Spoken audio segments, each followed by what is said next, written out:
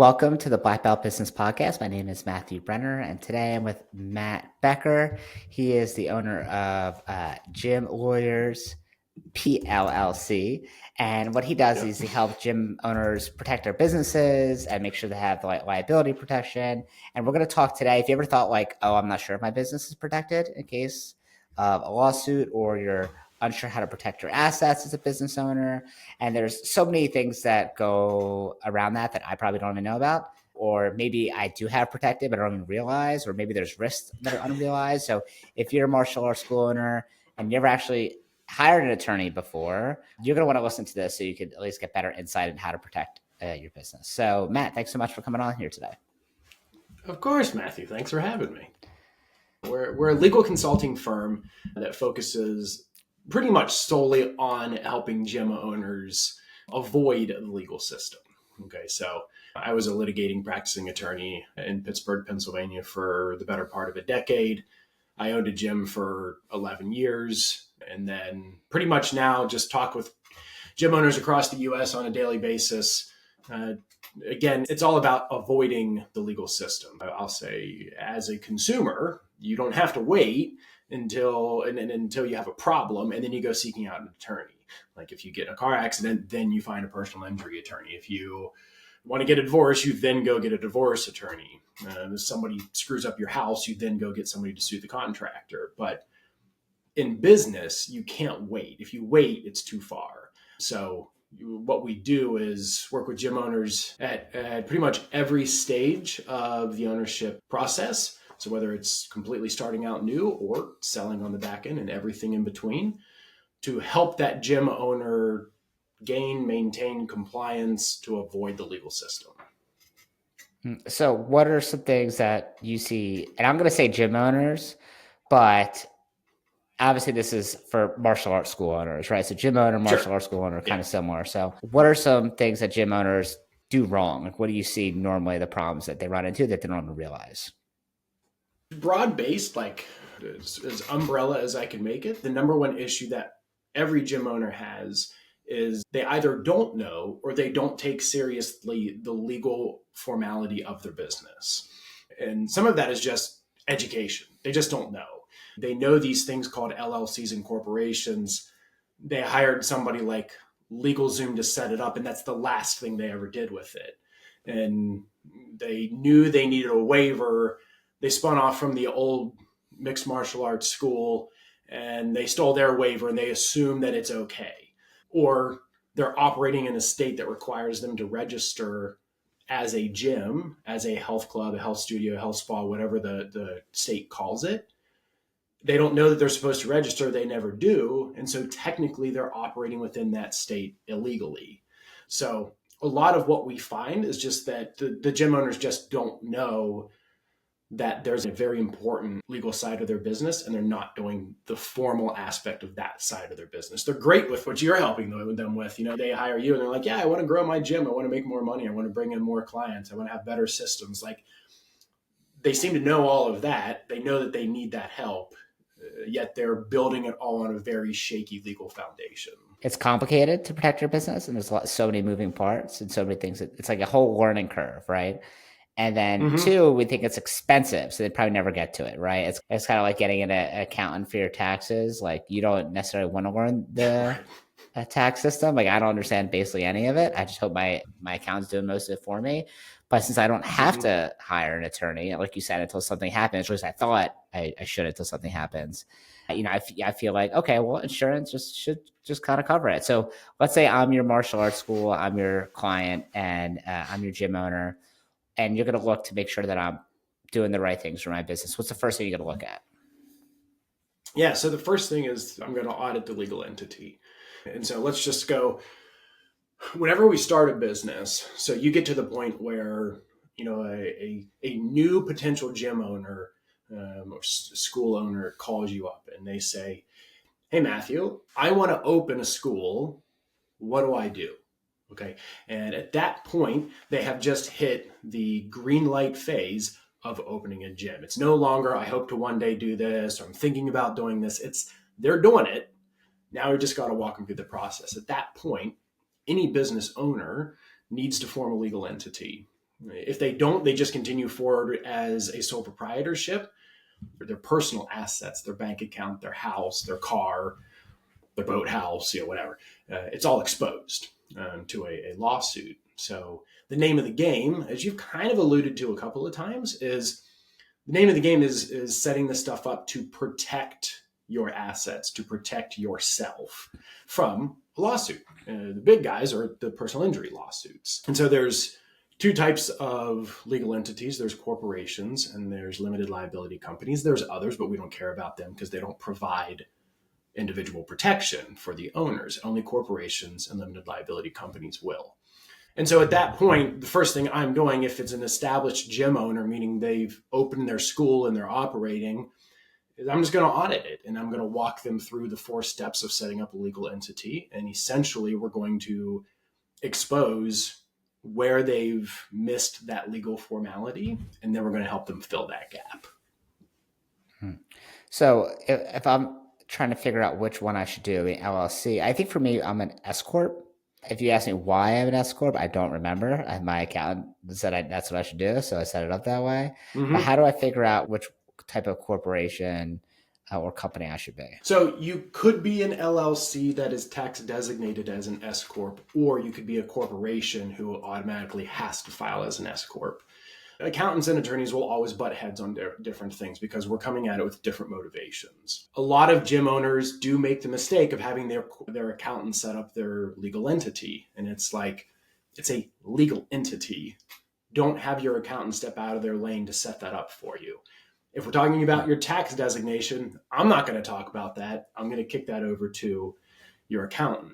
The problem with a corporation, which is typically going to be the accountant's go-to, is it is incredibly difficult to maintain a corporation as a sole owner. There's a lot of paperwork involved. There's a lot of drafting. There's a lot of yearly filings that have to be maintained and reports that have to be maintained. There's internal documentation that must be maintained anytime a business decision is made. And it's just a lot for a sole person to do. And if they're not doing it, then they leave themselves exposed to what's called a piercing the corporate veil claim. So I'm a student at your school. I get hurt. I believe that you did something to cause that injury. So I sue you. The average lawsuit against a gym is $50,000. So I want that $50,000. I sue your corporation, and the attorney then starts digging into your books and realizes you filed it in Pennsylvania. That's great. The Department of State is maintaining your corporate record, but you've done nothing else as far as the operations of a corporation is concerned. So he's going to go to the court and he's going to say, Judge, he's not treated the corporation formally. He's done nothing. He has no bylaws. He has no board of directors set up. He has no operations at all. So it's non-functioning. Slide it off to the side and let me get at Matt individually, because Matt owns a house, Matt owns a car, Matt has a bank account, the business. Like, sure, I'll suck it dry for whatever it is, but I want Matt I will also want to get at him individually. Okay. So we don't like corporations, generally speaking. There are instances where we will, but for the most part, we're going to do limited liability companies because those are the least formal, the easiest to manage, especially as a sole individual. Yeah, I think most business owners will kind of get that, but whether they do it correctly or not, I think they know that they need to get an LLC, or at least they should. Mm-hmm. And then from there, other people know, like, okay, I got to have a waiver form when people come in. Like you said, most of the time people copy and paste to whatever gym they went to, whatever martial arts school they attended. It'll be like usually a sentence or two. I will not sue the martial arts school for any injuries, loss, death, whatever. So what really needs to be on there? A waiver to make it valid, to protect yourself in the best way possible. Yeah, so there's about 7 different sections at a very minimum that a waiver should have. And if you're currently operating one of those schools or gyms that has like a 1-page waiver, like gyms will call and they'll be like, well, you review my waiver and tell me if it's good or not. And I'll say literally like, how many pages is it? I'll say it's 1 page. And I'll say, I guarantee you it's not sufficient. I can already tell you that you're missing about 4 pages worth of legal language, that your waiver is just not providing you protection. So probably one of the main areas we see this is the first paragraph of any waiver at all should be titled the acknowledgement of danger. This is literally where we outline how somebody is going to get hurt in your gym. And gym owners are like, oh, I don't want to scare my clients. Well, yeah, you do. That's where I step in and say, yeah, I do want you to scare your clients, because if you scare your clients and they continue to come, they can't later come back and say, I didn't know I was going to be kicked in the face. Well, yeah, you did, because I put in your waiver that physical contact through pushing, punching, and kicking, this is a potential danger. And so a lot of the waivers that we'll see, even if they have an acknowledgement of danger section, it will not be specific to their industry. And it leaves the gym owners really exposed because, again, in a karate school and an MMA and a CrossFit gym and a parkour studio and a pickleball court, we're all exposing to different dangers. We can't just use a general waiver to say, well, this worked in the CrossFit gym, so it's going to work in my school too. Like, no, you guys aren't snatching. You're not doing, potentially not doing pull-ups. There's different dangers associated. So we have the acknowledgement of danger followed by the assumption of risk and then the acceptance of responsibility. And if your waiver is missing those three sections, you're already putting yourself at risk that it's insufficient to actually be warning somebody and having them intelligently waive the ability to sue you as a result of the dangers that are in your facility. Okay, so can you go through the first three again? Sure. Yeah. So the acknowledgement of danger basically is where you're going to say, we're going to put you through an extremely strenuous workout that could expose you to broken bones, strains, sprains, hurt back, shoulders, concussions, paralysis, and death. Okay. Do you acknowledge that danger? Yes, I do. Okay. Now that you've acknowledged that danger, the next section is the assumption of risk. So you've acknowledged the danger and you're going to continue to come. So you're now assuming the risk that you're exposing yourself to by continuing to come to my gym. Yes. Okay, great. The third section is the acceptance of responsibility. So I've acknowledged the danger. I'm assuming the risk that I'm still going to come, and I accept the responsibility that if I continue to come and I hurt myself, that's on me. And so a lot of waivers, they're missing those three, at least one, if not two of those three sections. So from our perspective in the legal realm, we're not adequately educating our clients. I want to get to 4 through 7, but I don't think I've ever been to a gym. I've been to CrossFit. I've joined many gyms in my life that's ever had a 7-page waiver form. So is this really needed? Like I understand you're an attorney, that's what you would want, but I've never even seen that. Mm-hmm. Maybe a checkbox for LA Fitness. I don't know, but I've never seen a 7-page form. Right. Yeah. There's always this question, is this really needed? And, the problem is you don't know whether or not it's needed until you find yourself stuck in a situation in which it is needed. And then you're going to say, well, yeah, it was needed. We have the burden of knowledge. And part of that burden of knowledge is the fact that I see gyms from Washington State to Florida and from Maine to Arizona. And I see all of the different ways that people come in, make copyright claims to the pictures that are being taken of them and put on social media. The two-party consent issues, the breach of privacy is because the gym is using cameras and not telling the clients about that. Okay. The kid who punched the other kid in the face, and now the parents are suing the gym because the kids got in a fight at the gym. Part of a burden that we have to overcome with gym owners is that exact mentality of what's the chance this is really going to happen? Okay. Or this has never happened in my 10 years of ownership. What's the chance it's going to happen? And the problem is it's just all a ticking time bomb. I owned a gym for 11 years. I had a client go down with a heart attack. It happens. And what we don't want, the theme throughout all of this is LA Fitness, if they get sued, fine. They're massive. They can handle it. They can afford a $50,000 payout and a loss of $25,000 in defense costs and a jacking of their insurance rate. I couldn't when I was a gym owner. I'm betting most of the studio or school owners listening to this can't afford that. It's a matter of, is this going to happen? Potentially. Do other gyms have 7-page waivers? Sure. I mean, we've assisted over 800 gyms across the US. A lot of them needed updates with their waivers. The other gyms unfortunately, are just leaving themselves exposed because they're not preparing themselves for the various different types of situations that can pop up in a gym. Okay, so we had the first three. So what else would a Mm-hmm. waiver need to be sufficient at minimum? Mm-hmm. Yeah, so the next one is going to be some sort of a likeness waiver. So an acknowledgement that you are going to take pictures and videos of me. Again, I mentioned if you have cameras in your facility, there has to be what's called two-party consent. And in some states, we need two-party consent. Other states, we don't. So we just advise full two-party consent regardless, because that way you're guaranteed to be protected, even if your state decides then to change to two-party consent. So that's 3 and 4. We need to acknowledge about cameras, and then we need to acknowledge the use of somebody's likeness and have them waive any copyright claim to the financial advantage you get from using my likeness in your marketing. And then from there, if that's 4 and 5, we then need an actual waiver, language that says, I am waiving my legal rights to bring a lawsuit against you and doing so on behalf of all of my heirs, assigns, family members. And then the last big section we need is what's called an indemnification clause.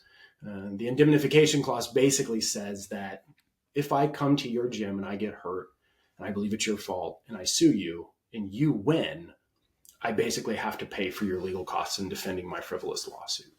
Yeah, I've heard most of the things you said, but ours is definitely not 7 pages long. I would say ours is like a page and a half.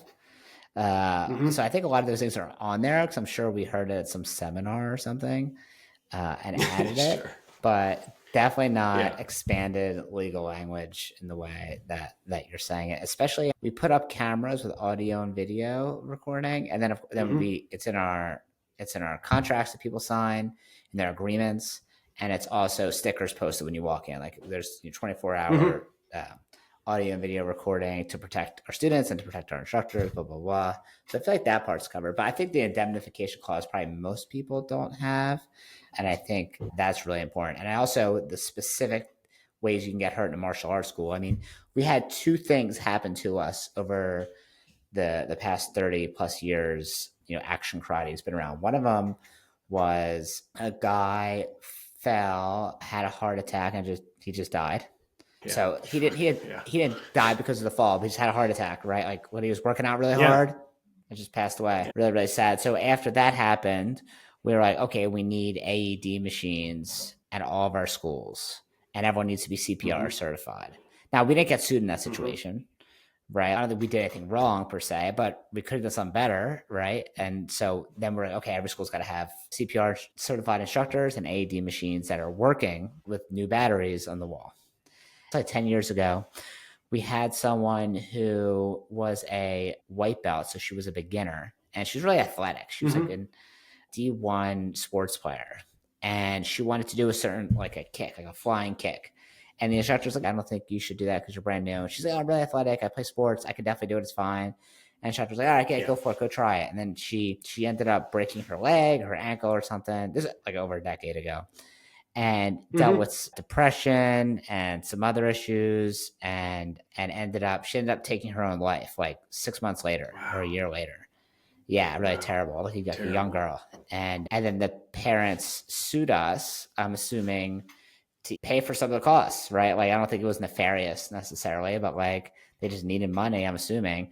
This is many years ago, so I don't know the exact reason. From there, we made some changes to our system and to some of our wording and how we treat beginners, because that was like a lesson we learned, right? Obviously going to court, even if you do have all the right documents and you have everything, is not fun. Being deposed by an attorney is like the worst situation ever, especially attorneys named Matt is probably the worst. I can't imagine anything worse. So let's say I have my waiver set up. I have my LLC. What else do I need to have as a martial arts school owner? Yeah, so from there, we always recommend some sort of a written membership agreement. The word contract comes out of my mouth and gym owners are like, we don't do contracts. I'm like, that's fine. Even if you allow people to can't come and go with 30 days notice, 15 days notice, whatever it is, you still need a written agreement. Anytime you agree to give me money and I agree to provide you a service, it is a legal contract.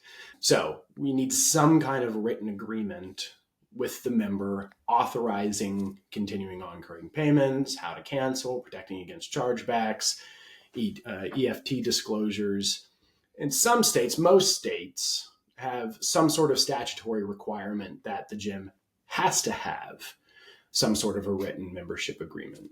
Now, with martial arts, there becomes a big caveat that, a state might say, hey, yeah, if you're a gym, and this is how we're going to define gym, you have to jump through a whole bunch of additional legal hoops. But this doesn't apply to martial arts schools. I don't know why, some states have just decided that we don't need to give consumer protection as much to people who join martial arts schools, but there are quite a few states who specifically exempt martial arts schools from their statutory requirements. And so we just have to go through the process of, does your state have some sort of a health club act? Pennsylvania does. Does it require you to register? Does it require you to have a written membership agreement? Does it require you to post a bond? Does it require you to have an AED in your facility? Are you exempt from it? And we just have to go down, audit the state, and just make sure the gym is compliant, because that, again, can expose the gym to a bunch of different things, let alone chargebacks, which are probably the number one financial headache of most gym owners across the U.S. right now. Yeah, I 100% agree with that. And I'm glad that you, I guess, recognize that. I guess you talk to a lot of gym owners, obviously, because you've done this so many times. But knowing that people freak out when they say the word contract, yeah, they spasm a little bit. Okay, yeah, contract is obviously some words you need between you and the other team. We'll call it agreement. We tell our people never say the word contract. Always say agreement, right. It sounds right. nicer. Yeah, you could. Yeah, right. But you obviously they need to fill out some sort of form. If they didn't hand us money and they didn't fill out the form, then they didn't join the school. And the second part to that for school owners that you mentioned is chargebacks. And I hate dealing with chargebacks because it's some phantom financial processing company, the credit card processing company. You can't talk to them on the phone. Sometimes you can email them, sometimes it doesn't work. There's no conversation. It's just submit and yes or no. And oh, by the way, if you want to argue your case, so what they said was wrong, it could cost $500 if you don't win. And it's oh my God, and it costs $25 anytime someone does it, plus the money they go back. Yeah, not worth it. So one of the things we do if you get a lot of chargebacks in a martial arts school, one of the ways you can kind of combat that is just do EFT and just do through someone's bank account and not credit card. It's the easiest way to avoid it. So there's two reasons we like doing EFT. One is because people don't change their credit cards as often. How often do you change your bank account? Basically never, right? But credit cards change all the time. And it's a giant pain in the ass to get someone to do credit card information. Even if you have all the automations in the world of sending texts and emails and reminders, still a pain in the ass. And two is you don't have to worry about chargebacks. You can't charge back something from your bank account. It's way better to just do EFT, offer some sort of discount for doing it.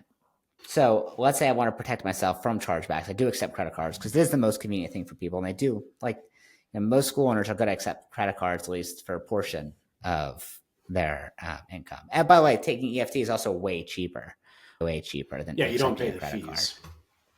Right. Yeah, I guess the downside is that you don't know when a payment goes through right away. You have to wait a couple of days. That's the downside of it. And then a credit card, you'll see approved or not approved. EFT is I have to wait 2 or 3 days. And if I gave them a product like a uniform or something, and it bounces back, I'm screwed. So that's the downside of it, I would say. Is you get paid slower. But I think it's still worth it. Well, how do I protect myself best against chargebacks if I'm accepting credit card? Yeah, we can do an entire other episode to talk about how to fight against chargebacks. But, the general gist of that episode is going to be, if you are trying to fight a chargeback, you're putting your energy in the wrong spot. So, I do get gym owners that call me up and they're like, I need to fight a chargeback. What do I need to do? I'm well, okay, fine. We can do this, but you really need to talk to your black belt business, your two brain business, whoever it is, whoever mentor you're using. And if you're not using one and you're listening to this episode, if there's one lesson I learned as a gym owner for 11 years, you need a business consultant or a business school or a mentor of some kind, because what you guys do from the third party's perspective to help gym owners, it's worth its weight in gold. My ROI jumped dramatically. I started using a mentorship program, because the name of the game for chargebacks is not how do I beat the chargeback, it's how do I avoid the chargeback.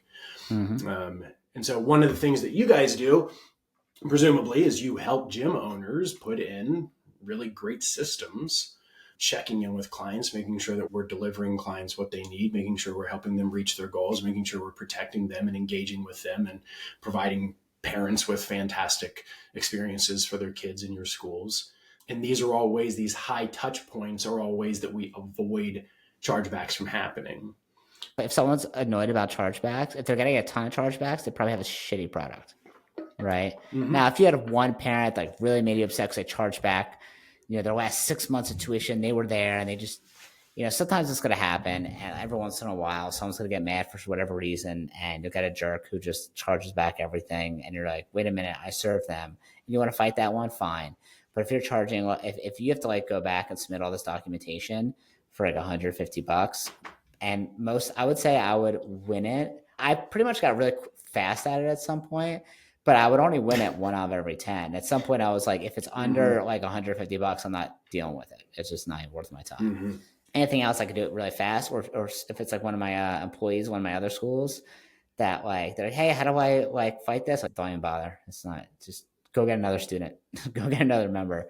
That'll be better. Right. But like, I think now with automation, where everything is like set and AI chatbots, people are more desperate ever for human communication. And like business owners get lazy and depend on the automations that they won't even talk to a student until their tuition doesn't come out for some reason, or until they see a chargeback, right? They don't show up to class. They don't say anything for weeks and weeks and months.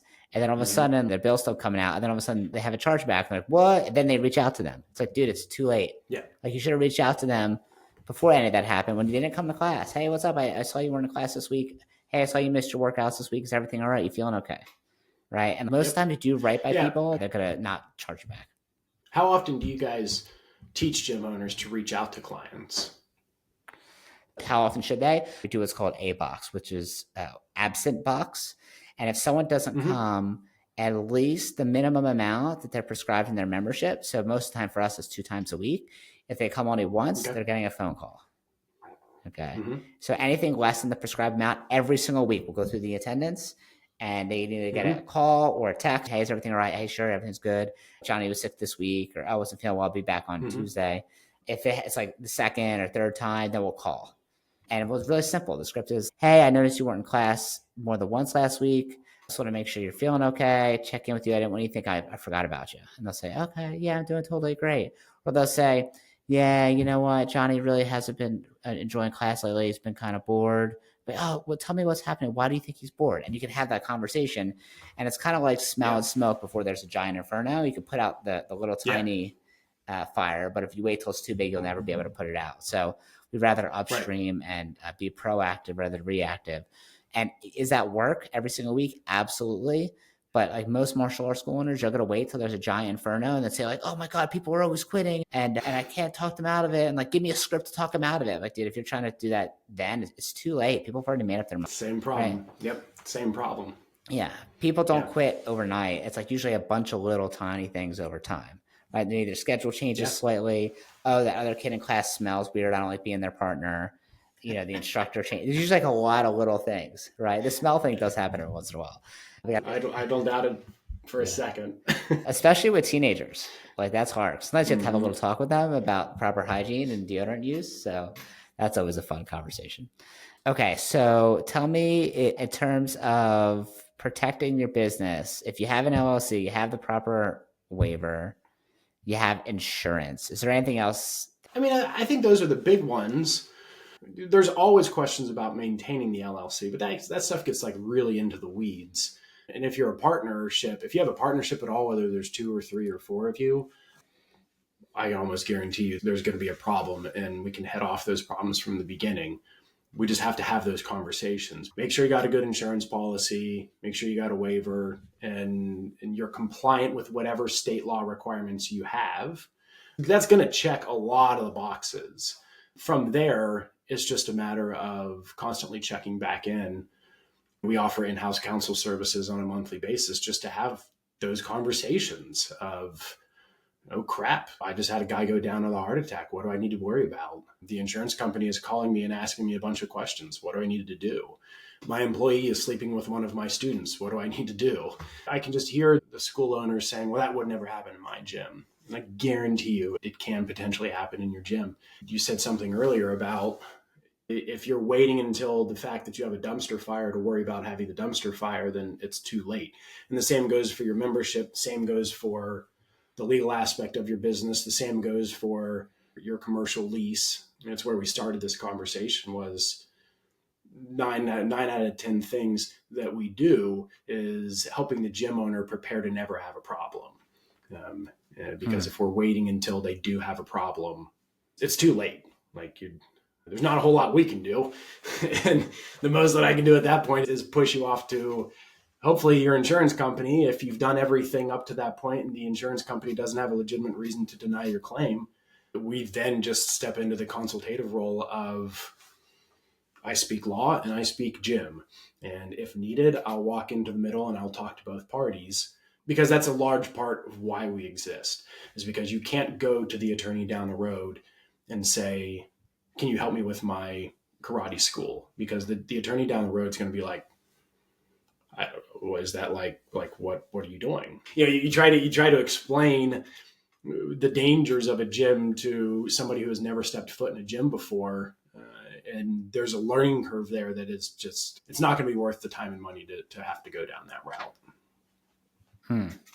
So if I was a martial arts school owner and I wanted to protect my business, my assets, and obviously some of the stuff you talked about I could do pretty much immediately, but some stuff is going to require a lot more conversation, especially if you have partners, right? If you're like a 50-50 partner with someone, like I know you need a partnership agreement. I'm sure that needs to be worded the right way.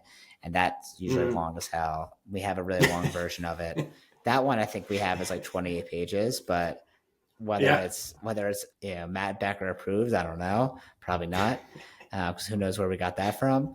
But I guess my question for you is, if someone wants to hire an attorney to look at their business, is that typically something where someone pays a flat fee? Is that something where it's like, oh, you join a program, or is it hourly? Typically, what do people need if I was going to like budget my attorney fees for this sort of thing?